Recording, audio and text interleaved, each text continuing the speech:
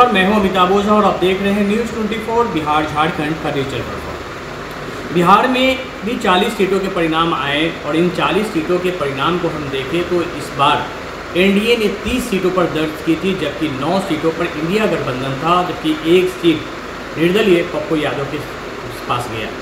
लेकिन जो ये 30 सीटें हैं, क्या वो संख्या 38 तक पहुँच सकती थी?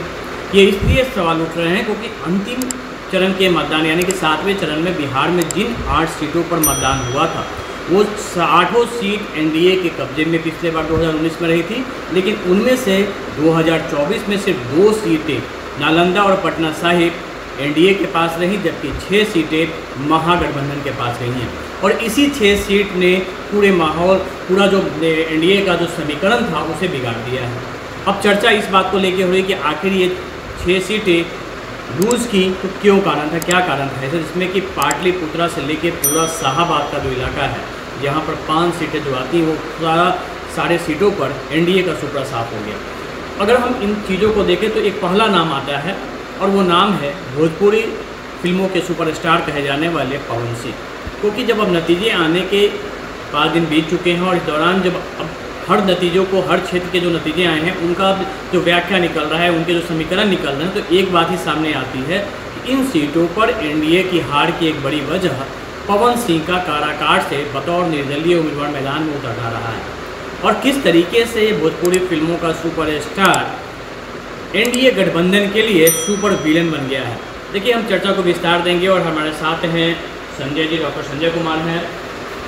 अक्सर इन्हें आपने हमारे साथ भी देखा होगा, पॉलिटिकल एक्सपर्ट हैं। हम इन्हीं से सर्जा करते हैं कि सर ये जो रिजल्ट है, 7 में एनडीए का जो रिजल्ट आया है इस बार इस तरीके से, तो हम फोकस करें अगर हम कि क्या ये 30 से संख्या 38 पे जा सकती थी, क्योंकि उम्मीद भी यही थी कि 40 के साथ 40 सीट जीतेंगे, लेकिन सीमांचल में गड़बड़ी हुई। उसके अलावा जो अंतिम चरण था, सबसे ज़्यादा झटका अगर एनडीए को लगा है तो इस अंतिम चरण के चुनाव से हुआ है। तो हमारी जो अपनी परसेप्शन है, जो हम लोगों को जो फीडबैक मिल रहा है, उसके अनुसार इसके के मूल में पवन सिंह हैं, जिसके चलते राजपूत बनाम कुशवाहा वोटों का बिखराव हुआ। आपको लगता है कि ये सही? हाँ, बिल्कुल।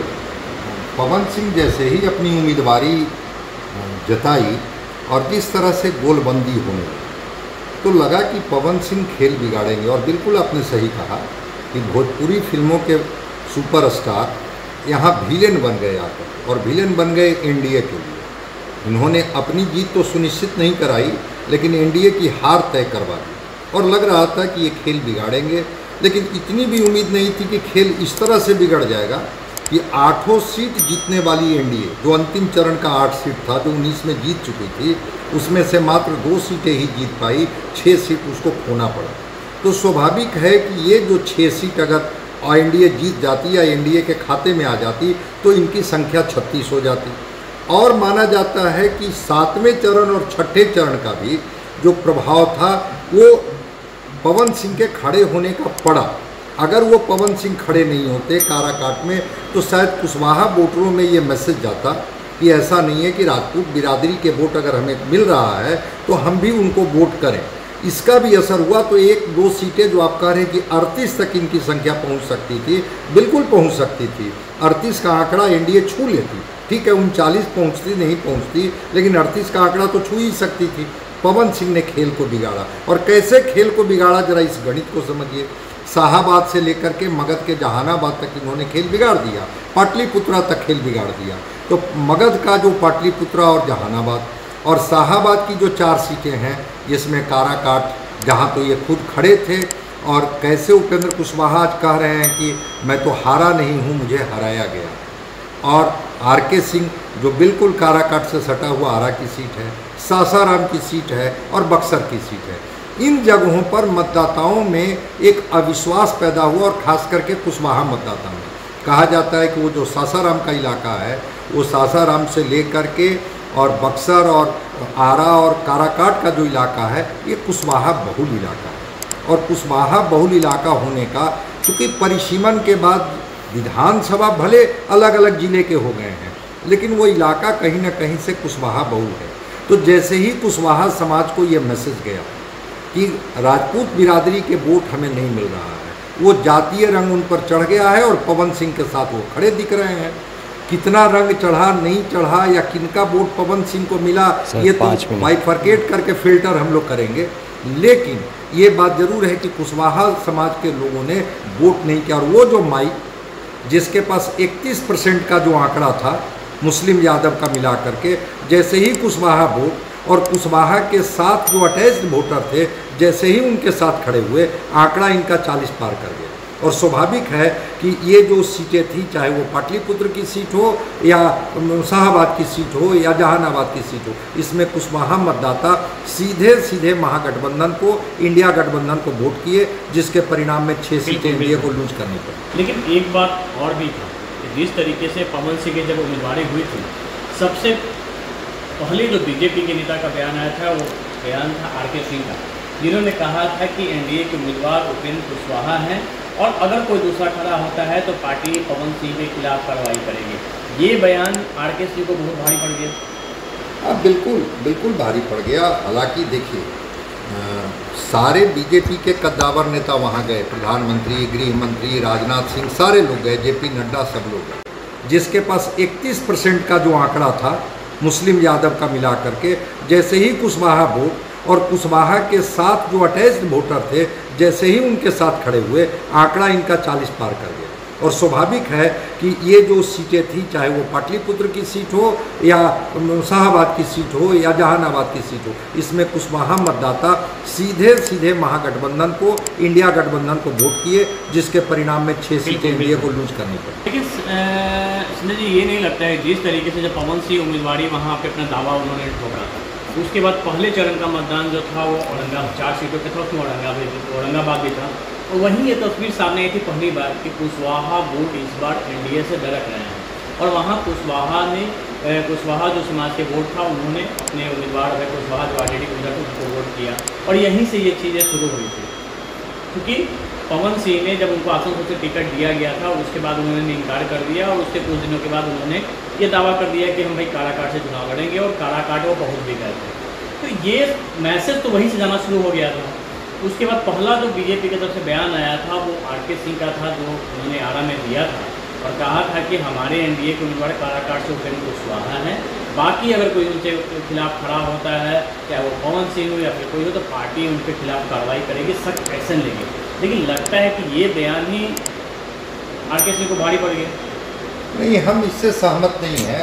हमारा अपना मानना है कि ठीक है, महागठबंधन ने 8 कुशवाहा समाज के लोगों को टिकट दिया था, तो वो तो चूँकि वो पॉलिटिकल वोटिंग करते हैं, कुशवाहा समाज जो है, जहाँ उनके अपने कैंडिडेट होते हैं, गठबंधन जो हो, पार्टी जो हो, वो उस कैंडिडेट के पक्ष में गोलबंद होते हैं, वोटिंग करते हैं। लेकिन जब काराकाट के साथ एक समीकरण बनाने की कोशिश की गई, अगर आरके सिंह ने कहा ही कि कार्रवाई की जाएगी, तो कार्रवाई हुई क्यों नहीं?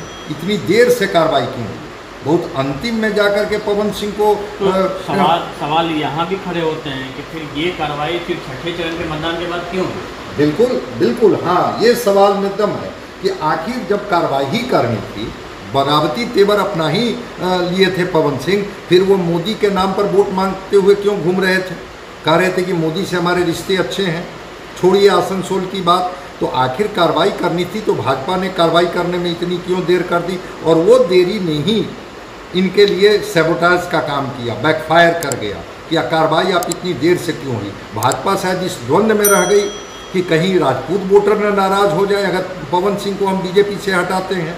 वहीं पर अगर आपको पार्टी लाइन पर निर्णय लेनी थी, तो आप शुरू में ही इनके ऊपर कार्रवाई करके के पार्टी से किनारे कर देते, ताकि आपकी सीटें बच जाती। चूँकि काराकाट में उपेंद्र कुशवाहा उम्मीदवार थे, बाकी जगह तो अलग अलग जाति के उम्मीदवार थे, वहाँ तो कोई उस तरह की वोटिंग करनी नहीं थी। तो ये कार्रवाई में देरी होना, उसके बाद इस बात को लेकर के कि राजपूत बिरादरी के लोग वोट नहीं कर रहे हैं, तीसरी बात कि मोदी जी का शुरू में ये बात बताना पवन सिंह से कि मैं तो बीजेपी का ही ये हूँ, और मनोज तिवारी का एक और बयान मैं इसमें ऐड कर दे रहा हूँ कि मनोज तिवारी से जब पूछा गया तो मनोज तिवारी ने कहा कि पवन सिंह मेरे छोटे भाई की तरह हैं, मैं इस पर कुछ नहीं बोलूँगा। भाई, एनडीए का आप एक बड़े चेहरे हैं, दिल्ली कांग्रेस के क्या ये भी लगता है क्या कि जो ये जो कन्फ्यूजन की स्थिति थी वोटरों में भी था कि पवन सिंह को अगर हम जिताते हैं तो फिर बाद में तो जाएंगे मोदी जी के साथ ही जाएंगे, बिल्कुल। चलिए बिल्कुल उनको ही वोट दे देते हैं। हाँ बिल्कुल, आपने सही कहा कि ये जो कन्फ्यूज़न वोटरों में रहा कि अगर पवन सिंह भी कह रहे हैं और पवन सिंह को भी हम वोट देते हैं तो इसके माध्यम से हम मोदी जी के हाथ को ही मजबूत करेंगे। इसी कन्फ्यूज़न को तो दूर करने की ज़रूरत थी बीजेपी को। जब वो आपकी पार्टी से लड़ नहीं रहे थे और आपकी पार्टी के, आपके गठबंधन के सर्वसम्मति से उम्मीदवार उपेंद्र कुशवाहा जी थे, तो आपको सार्वजनिक तौर पर कार्रवाई करके निर्णय लेकर के बताना चाहिए था कि पवन सिंह से हम लोगों को कोई लेना देना नहीं है। अगर वो बगावती तेवर अपना करके चुनाव लड़ रहे हैं तो पार्टी उनसे किनारे करती। आखिर छठे चरण के बाद की कार्रवाई ने ही बैकफायर किया और एनडीए को 6 सीटें गंवानी पड़ी शाहाबाद और मगध में। बिल्कुल, आपको बता दें कि किस तरीके से जो अंतिम जो 7 चरण का चुनाव हुआ था, नालंदा, पटना साहिब, पाटलिपुत्रा, जहानाबाद, भोजपुर, काराकाट, बक्सर और सासाराम, लेकिन इनमें से सिर्फ 2 सीटें नालंदा और पटना साहिब पर दोबारा कब्जा हुआ है बीजेपी का, जबकि बाकी की तमाम सीटें एनडीए ने यहाँ पे एनडीए हार गई। और इसका सबसे बड़ा कारण रहा था कुशवाहा बनाम राजपूत वोटरों का जो बिखराव हुआ, उसने इस हार का सबसे बड़ा जो कारण बनता है वो कारण बनता है। और फिलहाल अब जब चुनाव के परिणामों पर अलग अलग विश्लेषण आ रहे हैं तो ये तमाम बातें भी सामने आ रही हैं, जो फीडबैक आ रहे हैं, किस तरीके से कुशवाहा वोटर जो है एनडीए से अलग हो गए, किस तरीके से राजपूत वोटर जो है एनडीए जो उपेंद्र कुशवाहा का साथ नहीं दिए। और इसमें सबसे बड़ी बात है कि देखिए, ये तो अंतिम चरण की 6 सीटें थी, लेकिन पहले चरण की जो एक सीट थी वो सीट थी औरंगाबाद की सीट, जहाँ पर अभय कुशवाहा और सुशील सिंह जो एनडीए उम्मीदवार थे उन दोनों के बीच मुकाबला था, वो सीट भी एनडीए वहाँ से हार गई। तो इस तरीके से अगर हम देखें तो बिहार में जो मतदान हुआ, जो ट्रेंड आया, 2 चीज़ इससे साफ होती है। एक तो यहाँ से वामपंथ एक बार फिर मजबूत हुई, दूसरा किस तरीके से एक सीट की नज़रअंदाजी ने एनडीए को इतना बड़ा नुकसान दे दिया है। कैमरामैन नीरज त्रिपाठी के साथ अमिताभ ओझा, न्यूज़।